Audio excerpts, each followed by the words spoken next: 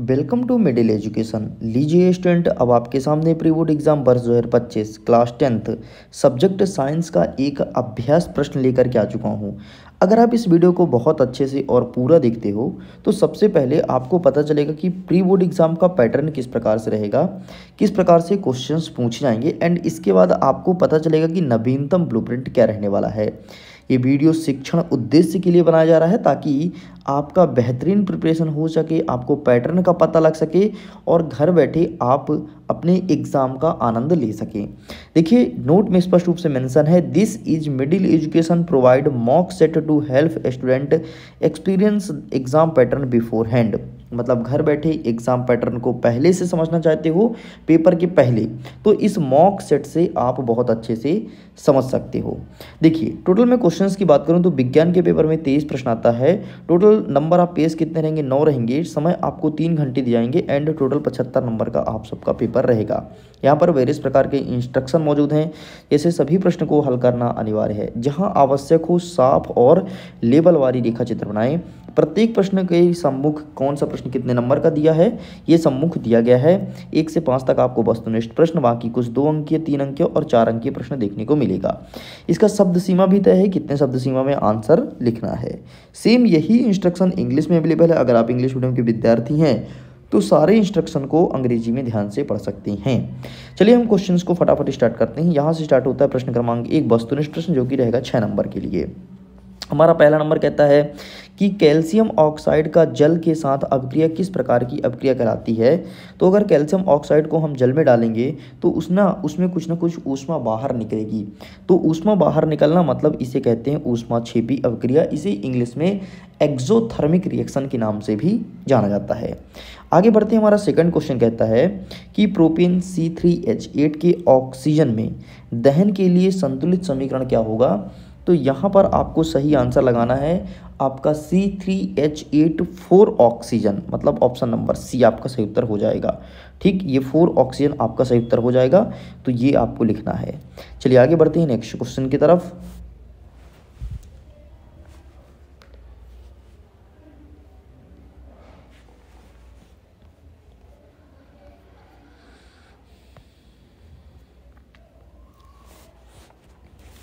Next हमारा प्रश्न क्रमांक 3 कह रहा है, विद्युत चुंबक का कोर बनाने के लिए निम्नलिखित में से कौन सी सामग्री सबसे उपयुक्त है।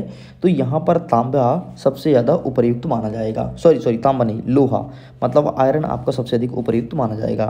नेक्स्ट कहता है, उदासीनता अभिक्रिया में अम्ल एक क्षार के साथ अभिक्रिया करके उत्पाद बनाता है। लवण एवं जल, केवल लवण या फिर हाइड्रोजन गैस। तो यहाँ पर आपको लिखना है सॉल्ट एंड वाटर, मतलब लवण और जल। नेक्स्ट हमारा क्वेश्चन कहता है कि विद्युत ऊर्जा को यांत्रिकी ऊर्जा में परिवर्तन करने वाला उपकरण क्या है। अमीटर, जनरेटर, मीटर या गैल्वेनोमीटर। तो यहाँ पर आपको लिखना है मोटर, अर्थात ऑप्शन नंबर सी सही उत्तर हो जाएगा। नेक्स्ट कहता है आपका 6वां नंबर, किसी माध्यम का अपवर्तनांक निर्भर करता है, किस पर निर्भर करता है। यहाँ पर बोला गया है पहला नंबर प्रकाश की तरंगदैर्ध्य पर, माध्यम की घनत्व पर, आवृत्ति पर या निर्वात पर। तो इसका सही आंसर लिखना है आपको वेवलेंथ ऑफ लाइट, मतलब प्रकाश की तरंगदैर्ध्य पर। ये आपका सही उत्तर हो जाएगा। सेम इंग्लिश में अवेलेबल है, इंग्लिश में क्वेश्चंस को देख लीजिए एंड मैंने इसका आंसर आपको ऊपर बता दिया है। आगे बढ़ते नेक्स्ट क्वेश्चन। प्रश्न क्रमांक 2 कह रहा है कि रिक्त स्थान की पूर्ति कीजिए। पहला नंबर कहता है खाली स्थान क्रियाओं को मेडुला द्वारा नियंत्रित किया जाता है। तो यहाँ पर आपको लिखना है रिफ्लेक्स क्रिया को मेडुला द्वारा नियंत्रित किया जाता है। ठीक है। नेक्स्ट क्या कहता है, दाहिने हाथ के अंगूठे के नियम के अनुसार यदि अंगूठा धारा की दिशा को इंगित करता है तो उंगलियां किधर इंगित करेगी। तो मैग्नेटिक फील्ड, मतलब चुंबकीय गुण की तरफ इंगित करेगी। तो यहाँ पर आपको लिखना है चुंबकीय गुण। ठीक है, क्या लिखोगे? चुंबकीय गुण। अंग्रेजी में क्या लिखोगे? Magnetic field. नेक्स्ट कहता है जो मछली होती है तो मछली का हृदय केवल कितने कक्ष होते हैं। तो मछली के हृदय में 2 कक्ष होते हैं, इस चीज़ को ध्यान रखिएगा। अच्छा, मनुष्य के हृदय में 4 कक्ष होते हैं, ये भी ध्यान रखना। नेक्स्ट कह रहा है आपका 4था नंबर, आँख का वह भाग जो इसे रंग प्रदान करता है उसे क्या कहते हैं। तो उसे आइरिस कहते हैं। तो यहाँ पर आपको आइरिस लिख देना है। नेक्स्ट कहता है 5वां नंबर डैश डैश डैश में ऊर्जा का प्रवाह है एक दिशा में होता है, तो यहाँ पर आपको इकोसिस्टम में मतलब पारिस्थितिक तंत्र में क्या लिखोगे, पारिस्थितिक तंत्र में ऊर्जा का प्रवाह एक दिशा की तरफ होता है, यहाँ पर पारिस्थितिक तंत्र लिख देना। नेक्स्ट कहता है आपका 6वां नंबर, जब कोई अम्ल धातु के साथ अपक्रिया करती है तो कौन सी गैस उत्पन्न होती है, तो हाइड्रोजन गैस निकलती है। बस इतना तुम्हें लिखना था, ठीक है। चलिए सेम इंग्लिश में ले लें, इंग्लिश में क्वेश्चंस को देख सकते हैं। नेक्स्ट कहता है प्रश्न क्रमांक 3 सत्य असत्य बताना है। पहला नंबर कहता है प्रतिवर्ती क्रिया में शामिल अंग मेरुरज्ज, मोटर न्यूरॉन और मस्तिष्क है, तो बिल्कुल ये आपका सही हो जाएगा।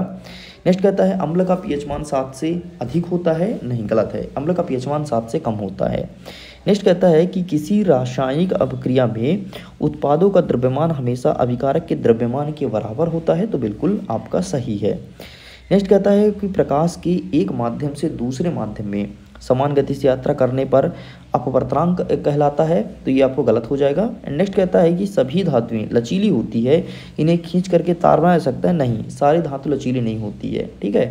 नेक्स्ट कहता है आपका मानव आंख की रेटिना में दृष्टि के लिए रॉड और कोन कोशिकाएं होती हैं, तो बिल्कुल सही है, तो ये आपका सत्य हो जाएगा, ठीक है। इस प्रकार से आपका पहला, तीसरा और 6वां सही है, बाकी सारे गलत हैं। आगे इंग्लिश में क्वेश्चंस को देख लो। नेक्स्ट आइए अब हम फटाफट सही जोड़ी को मिलाते हैं। एक साइड लिखा है कॉलम आ, दूसरा लिखा है कॉलम नंबर बा। सबसे पहले कहता है प्रबल अम्ल, तो प्रबल अम्ल क्या हो जाएगा, तो आपको यहाँ पे HCl मतलब हाइड्रोक्लोरिक अम्ल के साथ मैच करना है। ऊष्मा का अवशोषण, तो यहाँ पर ऊष्मा का अवशोषण आपका हो जाएगा इंडोथर्मी रिएक्शन मतलब ऊष्मा शोषी, ठीक है। नेक्स्ट कहता है सेरिबेलम, तो सेरिबेलम जो होता है अनैच्छिक क्रियाओं को नियंत्रित करता है। नेक्स्ट कहता है डीएनए जो होता है वो जीन में पाया जाता है। एंड नेक्स्ट कहता है मेंडल, तो मेंडल ने आनुवांशिकता का नियम बताया था। एंड EQ का जो प्रतीक है वो पानी में घुल जाता है, बस इतना आपको लिखना था। सेम देख लो इंग्लिश में अवेलेबल है। नेक्स्ट कहता है प्रश्न क्रमांक 5 एक शब्द या एक वाक्य में उत्तर दो। पहला नंबर कहता है दो धातुओं का उदाहरण दीजिए जिसका गलनांक कम होता है, तो सबसे पहले यहाँ पर हाइड्रोजन लिख देना और इसके बाद आप हीलियम लिख देना, ठीक है। हाइड्रोजन और हीलियम ये दो धातु हैं। नेक्स्ट कहता है कि किसी क्षण चुंबक के बाहर चुंबकीय क्षेत्र रेखा क्या होती है, तो यहाँ पर आपको सिंपल सा लिखना है। मैं वैसे तो इसका दिखा दूंगा आंसर आपको इंग्लिश में, ठीक है, हिंदी में दिखा दूंगा। नेक्स्ट कहता है कि मानव का सामान्य रक्तचाप क्या है, तो यहाँ पर आपका 37 डिग्री सेल्सियस है। अगर आप फ़ारेनहाइट में लिखना चाहते हैं तो 98.6 फ़ारेनहाइट कहलाता है मानव का सामान्य रक्तचाप। इसके अलावा अगर इसके PDF को डाउनलोड करना है तो लिंक डिस्क्रिप्शन बॉक्स में है, सिंपल सा PDF को विथ सोल्यूशन डाउनलोड कर सकते हैं। और इस बार सोल्यूशन तो मैं इंग्लिश लैंग्वेज में प्रोवाइड कराया हूँ, हिंदी में नहीं, हिंदी में केवल बताएंगे, बाकी इंग्लिश का जो PDF मिलेगा वो अंग्रेजी भाषा मिलेगा। नेक्स्ट कहता है कि मानव मस्तिष्क का वह भाग जो सोचने, सुनने और सूंघने को देखने के लिए विशेषीकृत है वो क्या है, उसे सेरिबेलम कहते हैं। नेक्स्ट कहता है कि मायोपिया मतलब निकट दृष्टि दोष को ठीक करने के लिए कौन सा लेंस उपयुक्त होता है, तो यहाँ पर आपको मायोपिया के लिए आपको लेंसेस लगते हैं, ठीक है। तो निकट दृष्टि दोष के लिए यहाँ पर आपको अवतल लेंस उपयुक्त होता है। नेक्स्ट कहता है एथेन का सामान्य सूत्र क्या होता है, तो एथेन का फॉर्मूला पूछा है ना, तो मीथेन के बाद एथेन आता है मतलब C2H6, ये आपका सही उत्तर हो जाएगा, ठीक। इस प्रकार से आपका ये होता है कंप्लीट। चलिए स्टूडेंट्स सब कुछ बाकी अंग्रेजी भाषा में है, अंग्रेजी भाषा में प्रश्न को देख सकते हो। प्रश्न क्रमांक 6 कह रहा है कि एथेन के इलेक्ट्रॉन डॉट से संरचना बनाइए, draw the electron dot structure of ethane, ये चीज बोला गया है। एंड अथवा कहता है कि मेथेन का बनाना है, ठीक है। ऊपर एथेन पूछा, नीचे मेथेन पूछा है। आगे देखते हैं। नेक्स्ट कहता है कि निम्नलिखित अवयवों के प्रतीक चिन्ह बना करके परिपथ आरेख में उपयोग कीजिए, जैसे बैटरी और प्रतिरोधक, मतलब इसका सिंपल सा आपको चित्र बनाना है, 2 नंबर का प्रश्न है। एंड अथवा क्या कहता है कि किसी चालक का प्रतिरोध किस पर निर्भर करता है, किन्हीं 2 कारक का नाम लिखना है। सेम क्वेश्चन इंग्लिश में अवेलेबल है, आप फटाफट देखते जाइए। हमारा 8वां नंबर कहता है कि तारे टिमटिमाते हुए क्यों दिखाई देते हैं। एंड इसी के अथवा कहता है कि आकाश का रंग हमें नीला क्यों दिखाई देता है, एक्सप्लेन करना है। नेक्स्ट कह रहा है प्रश्न क्रमांक 9 ब्रायोफिल्मिया की पत्तियां कैसे पुनरुत्पादन करती हैं। एंड अथवा कहता है कि अमीबा में द्विखंडन की प्रक्रिया का वर्णन कीजिए। आगे बढ़ते हैं। 10वां नंबर कहता है ऊष्माक्षेपी और ऊष्माशोषी अपक्रिया में क्या अंतर है। एंड अथवा कहता है कि आक्सीकारक और अपचयन अपक्रिया को परिभाषित कीजिए। आगे बढ़ते हैं। नेक्स्ट कह रहा है हमारा प्रश्न क्रमांक 11, मेंडल के पृथक्करण के नियम का क्या महत्व है, ये चीज पूछा गया है। एंड यहीं पर हमारे अथवम कहता है कि मेंडल की प्रभुता के नियम को एक एग्जाम्पल के थ्रू एक्सप्लेन करना है। नेक्स्ट कहता है 12 नंबर, मानव के उत्सर्जन तंत्र का स्वच्छ व नामांकित चित्र बनाना है। एंड अथवम कहता है कि हृदय के 2 कपाट का नाम बताइए तथा उसका एक कार्य लिखिए। इस प्रकार से 2 नंबर का प्रश्न है। तो चलिए हम 12 तक का आंसर कवर कर लेते हैं। यहाँ से स्टार्ट होता है आपका आंसर। देखो एथेन की संरचना पूछा है, तो एथेन का संरचना कुछ इस प्रकार से रहेगा, आप देख सकते हैं। ठीक है, आगे बढ़ते हैं। आपसे मीथेन का पूछा है, CH4 का, तो CH4 का संरचना कुछ इस प्रकार से रहेगा।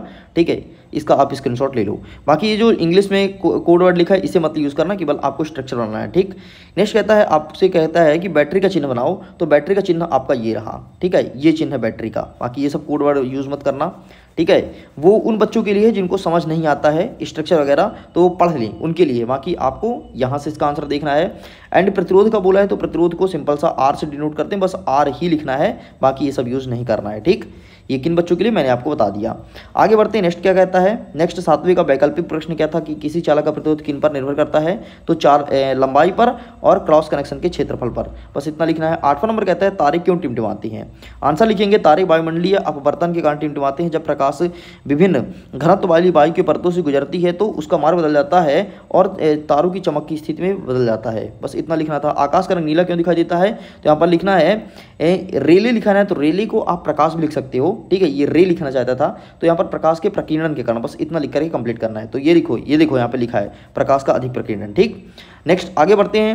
नेक्स्ट क्वेश्चन हमारा कह रहा है प्रश्न क्रमांक 9 कि ब्रायोफाइटा के पत्ते कैसे पुनरुत्पादन करते हैं, तो ये इसका आंसर लिखा गया है, इसका भी स्क्रीनशॉट ले लो।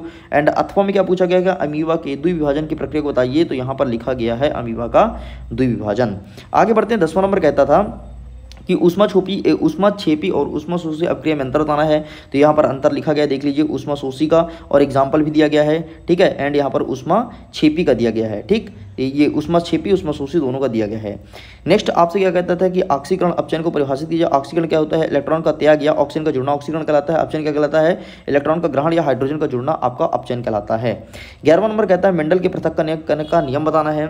यह नियम बताता है कि संतान में एक गुणसूत्र माता पिता के स्वतंत्र रूप से मिलता है, यह अनुवांशिकता का अध्ययन करने में मदद करता है। एंड नेक्स्ट क्या कहता है, तत्व में कि मेंडल के प्रभुता का नियम बताइए, तो ये देखो, यह नियम बताता है कि किसी संकरण में एक गुण दूसरे गुण में हावी रहता है, और एग्जाम्पल भी दिया है, यहाँ पर एग्जाम्पल आपको भी देना है। लंबा पौधा को अगर हम छोटे पौधे से मिलाएंगे तो इस प्रकार से बनेगा पौधा। ठीक है, नेक्स्ट आपको 12 नंबर क्या कहता है कि उत्सर्जन तंत्र का नामांकित चित्र बनाना है। ठीक है, तो यहाँ पर देखो, चित्र तो नहीं बल्कि हमने यहाँ पर नाम लिख दिया है, तो आप प्लीज़ यहाँ पर चित्र का निकाल लीजिएगा फोटो, उत्सर्जन तंत्र का चित्र आपको आसानी से मिल जाएगा। नेक्स्ट आपका क्या कहता है अथवा में कि हृदय के 2 वाल्व का नाम एवं कार्य लिखो, तो यहाँ पर दोनों वाल्व का नाम लिखा है एंड इधर कार्य लिखा है। इस प्रकार से प्रश्न क्रमांक 12 तक हमने पूरा कंप्लीट कर लिया है। हमारा 13वां नंबर कह रहा है कि प्रतिवर्ती चाप क्या है, एक एग्जाम्पल देना है। एंड अथवा कहता है कि मानव शरीर में न्यूरॉन की भूमिका को समझाइए। आगे देखते हैं। 14 नंबर कहता है कि ओम का नियम लिखिए तथा इसका गणितीय व्यंजक बताना है। एंड अथवा कहता है कि श्रृंखला में जुड़े 3 प्रतिरोध के कुल प्रतिरोध की गणना करना है। R1 2 पाई है, R2 3 पाई है और R3 5 ओमेगा है। तो ठीक है, नेक्स्ट क्या कहता है आपसे 15 नंबर, अपवर्तनांक को परिभाषित कीजिए और पानी का अपवर्तनांक लिखिए। पानी का अपवर्तनांक कितना होता है, 2 नंबर का प्रश्न है। एंड अथवा कहता है कि उत्तल लेंस की फोकस दूरी अगर 25 सेंटीमीटर है, लेंस की शक्ति का गणना करें और बताएं कि यह अभिसारी है या अपसारी लेंस है। नेक्स्ट कह रहा है 16 नंबर, जीवों में पीएच मान का महत्व बताइए और इसका 2 एग्जाम्पल देना है, ये 2 नंबर का प्रश्न है। अथवा कहता है कि बेकिंग सोडा को गर्म करने पर होने वाली रासायनिक अभिक्रिया किस प्रकार की होती है, रासायनिक अभिक्रिया का समीकरण भी लिखना है।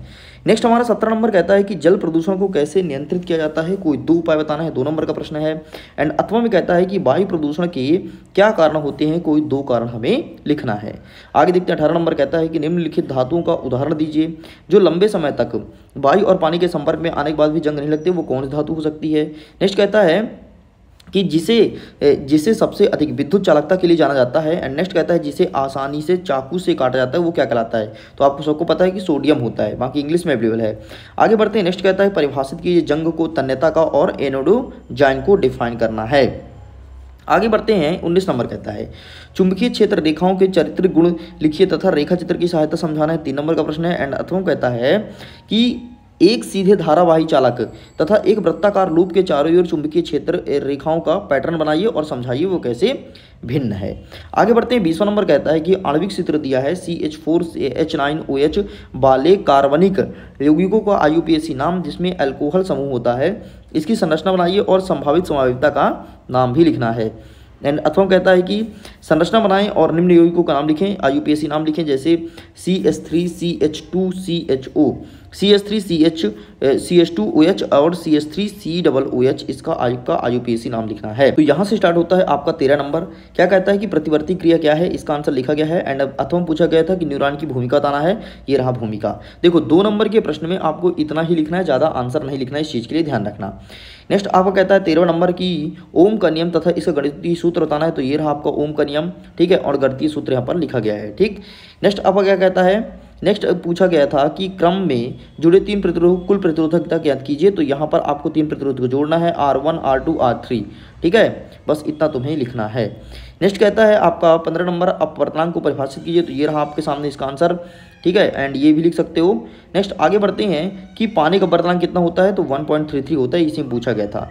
नेक्स्ट इसके अथवा पूछा गया था कि उत्तल लेंस की शक्ति ज्ञात कीजिए, तो इस प्रकार से आपको शक्ति ज्ञात करना है, ठीक है। फोकस दूरी आपको लिखना है 0.5, बस इतना लिखेंगे, एंड ये आपको आगे सॉल्व करना है, ठीक, इस प्रकार से, ये नहीं, ये लिखना है, एंड इसके बाद आपको नीचे वाला लिख देना है। चलिए ये भी कंप्लीट होता है। नेक्स्ट हमारा 16 नंबर कहता है कि जीवों में pH मान के महत्व, ये रहा आपके सामने। अथवा कहता है बेकिंग सोडा को गर्म करने पर होने वाली रासायनिक प्रतिवर्ती को बताना है, तो ये रहा आपके सामने, इसे लिखना है, ठीक है। कहाँ तक लिखना है, तो ये आगे का आपको नहीं लिखना है, ठीक है, H2O तक लिखना है बस, ठीक। चलिए आगे बढ़ते हैं। नेक्स्ट 17 नंबर क्या कहता है, जल प्रदूषण को नियंत्रित करने के उपाय, तो आप इसका फोटो खींच लो। एंड अथवा कहता है वायु प्रदूषण कारण, तो ये रहा आपके सामने। 18 नंबर कहता है धातु का उदाहरण बताना है, ठीक है, ऐसा जो लंबे समय तक हवा में रहता है और पानी रहता है वो सोना कहलाता है। सबसे अधिक विद्युत चालकता वाला चांदी होता है, और जिसे चाकू से काटा जा सकता है वो होता है सोडियम, आंसर लिखा है, ठीक है। अथवा कहता था इन्हें परिभाषित कीजिए, तो यहाँ पर इसका डेफिनेशन लिखा है। 19 नंबर देख लीजिए, चुंबकीय क्षेत्र रेखाओं की विशेषताएं बतानी है, तो ये रहा आपके सामने। एंड अथवा कहता है कि धारा वाहक चालक तथा वृत्ताकार कुंडली के चारों ओर की चुंबकीय क्षेत्र रेखाएं लिखिए। नेक्स्ट कहता है 20वां नंबर IUPAC नाम बताना था, तो यहाँ पर IUPAC नाम लिखा गया है, ठीक है, इसका देख लीजिए। नेक्स्ट आपका सारे IUPAC नाम यहाँ पर लिखा है, तो आप इसका फोटो खींच ले सकते हैं। 21 नंबर क्या कहता है, पाचन तंत्र का चित्र बनाना है, ठीक है, तो प्लीज़ इसका चित्र आप लोग निकाल लीजिएगा, चित्र मेरे पास अवेलेबल नहीं है, लार का कार्य यहाँ पर लिखा गया है। नेक्स्ट कहता है मानव हृदय का चित्र, तो आप मानव हृदय चित्र आप निकाल लीजिएगा, बाकी यहाँ पर रक्त परिसंचरण का प्रकार यहाँ पर लिखा गया है। चलिए 21 नंबर कहता है कि मानव पाचन तंत्र का चित्र बनाइए एवं लार का कार्य लिखिए। एंड अथवा कहता है कि मानव हृदय का चित्र बनाइए और हमारा परिसंचरण तंत्र किस प्रकार का है, ये चीज़ हमें लिखना है। नेक्स्ट कहता है 22वां नंबर मादा प्रजनन तंत्र के किसी 4 भागों का नाम बताइए और उनका महत्व लिखना है, तो इस प्रकार से इसके बारे में लिखना है, तो हम आपको दिखाएंगे। एंड अथवा कहता है कि कायिक प्रवर्धन जनन की विधियों और कृषि में उनके महत्वपूर्ण वर्णन करना है। एंड अंतिम प्रश्न, एक 5 सेंटीमीटर ऊंची वस्तु अवतल दर्पण के सामने 20 सेंटीमीटर की दूरी पर रखी जाती है, तो इसकी फोकस दूरी 10 सेंटीमीटर है। दर्पण द्वारा बनने वाले प्रतिबिंब की स्थिति, आकृति और आकार ज्ञात कीजिए। एंड अथवा में क्या प्रश्न पूछा गया है, एक कार 8 मीटर की दूरी पर एक वाहन के पीछे के दृश्य के लिए उपयोग किए गए उत्तल दर्पण के सामने रखी है, जिसकी वक्रता त्रिज्या 6 सेंटीमीटर है। दर्पण पर बनने वाली प्रतिबिंब की स्थिति, प्रकृति और आकार ज्ञात कीजिए, इस प्रकार से पूछा गया है। तो चलिए अब इनका आंसर देख लेते हैं, फिर हम वीडियो को कंप्लीट करते हैं। बाकी इसके अलावा अगर इसके PDF को डाउनलोड करना है, लिंक डिस्क्रिप्शन बॉक्स में है, आप इसके PDF को आसानी से डाउनलोड कर सकते हैं।